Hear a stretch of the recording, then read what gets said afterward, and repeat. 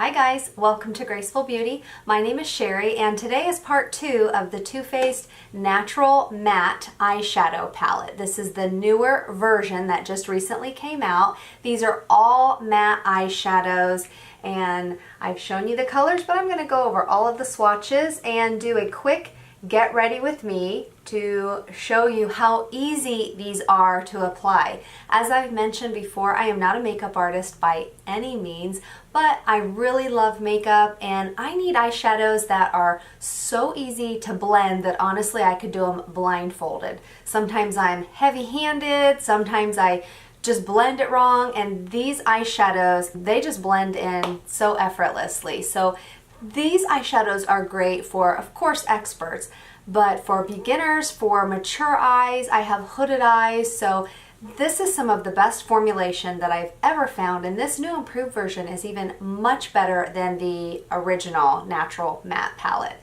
So let's get started with a quick get ready with me to show you how I apply these eyeshadows.